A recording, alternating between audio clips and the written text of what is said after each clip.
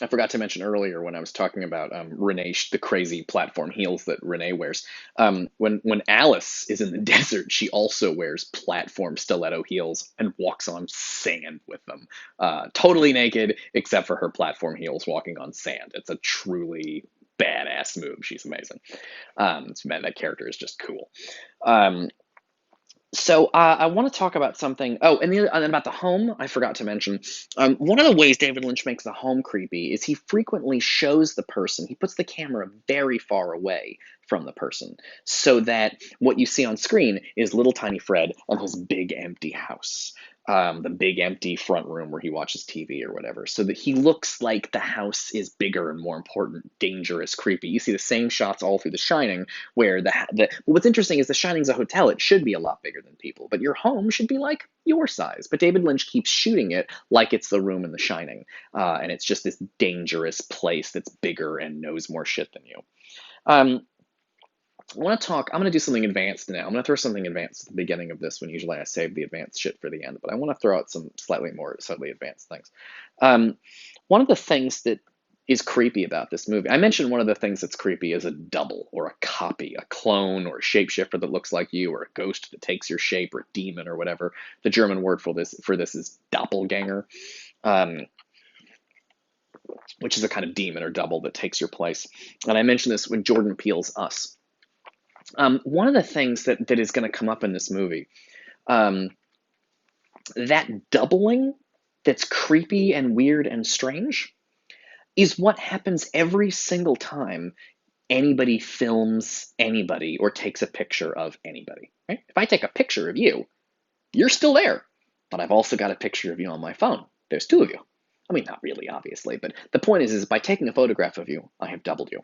This seems obvious and not super interesting, although it's worth pointing out that some people hundreds of years ago believed, or 100 years ago, were worried that a photograph would take a piece of your soul. It's something that's often attributed to sort of Native American people or whatever. But there was some people thought there was something slightly creepy about photographs, because there's another one of you, and that's unnatural. There should only be one of you. And when you see a copy of yourself, that's weird.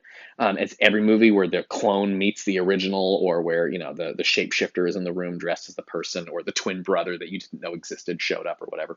Um, so movies often have supernatural or scientific reasons. Oh, he's from an alternate universe or whatever, like Into the Spider-Verse. But the every time you turn on a movie camera, you're creating a double. It doesn't seem that interesting, but think for a second about how movies work. There's a guy named Bill Pullman, and he's an actor. And then David Lynch puts him in a movie called Lost Highway, where his name is Fred, right? There's an actress named Patricia Arquette, and then David Lynch puts Patricia Arquette in a movie. Her name is Renee. As soon as he turns the movie camera on, suddenly one person becomes two people, different names. Patricia Arquette is the name of the actress. Renee is the name of the character. Bill Pullman's the name of the actor. Fred is the name of the character. Straightforward and easy so far. It's a completely normal part of filmmaking or taking. In photography, you take a picture, now you got two of them. In filmmaking, you make a copy of a person, but they get a different name. Fine, not super interesting so far.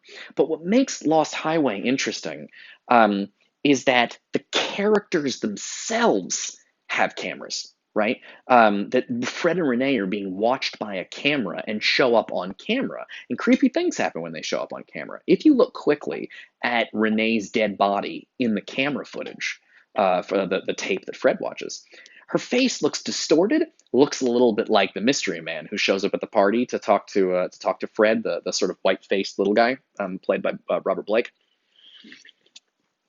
Um, Robert Blake, I gotta look that up. I think it's Robert Blake. Um, the characters in the movie have video cameras. And Fred specifically says he doesn't like video cameras. And the police ask him why. He says, "I like to remember it how I remembered it, not how it actually happened."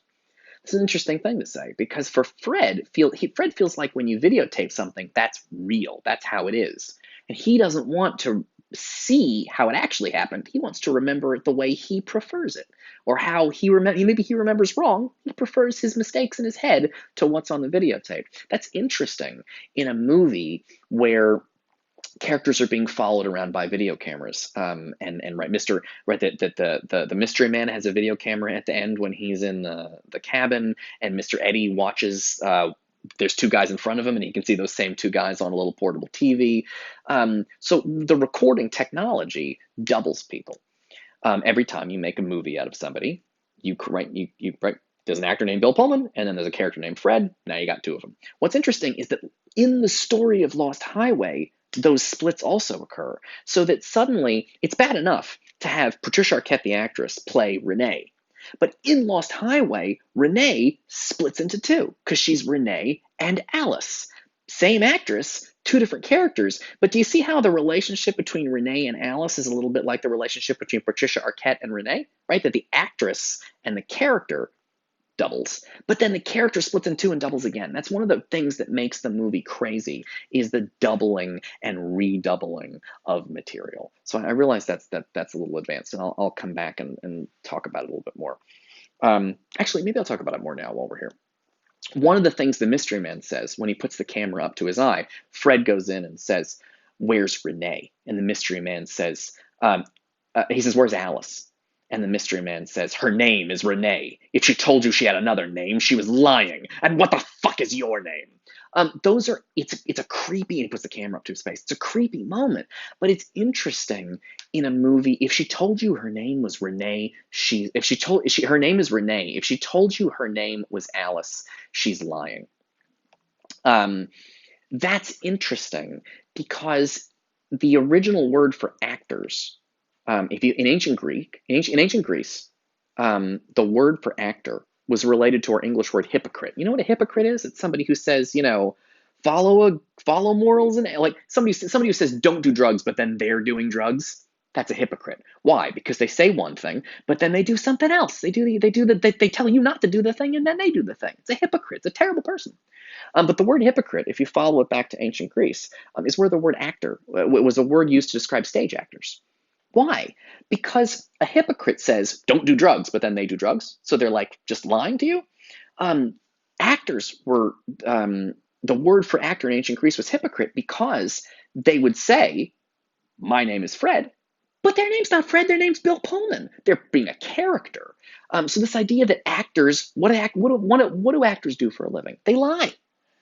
So it's interesting that the mystery man puts a camera up to his face, right? The thing that you use to make movies, and then says her name is Renee. If she told you her name was Alice, she's lying. Well, her name is Patricia Arquette, and if she told you her name is Renee, she's lying. It's these levels of reality where, and because he's got a camera up in his face, it reminds you that like it's crazy enough that Renee becomes Alice, but Patricia Arquette becomes Renee and Alice. So these levels of reality are being sort of played with by David Lynch.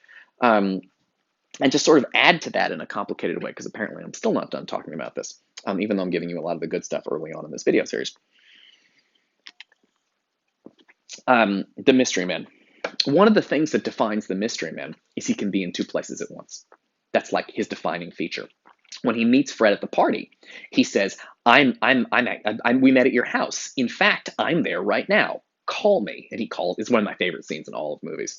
And he calls him, and then the guy picks up at his house. So somehow the mystery man is both at the party and at the house at the same time. Well, isn't that what happens when you go to the movies and you see a famous person on screen?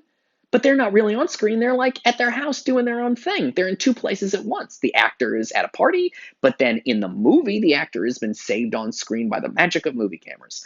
It's that same doubling that occurs when the mystery man says, he's at the party, and then he says, "I'm also at your house." You see this occur again in the movie when Patricia Arquette, when Pete goes to Andy's house, and Patricia Arquette is upstairs. She comes down.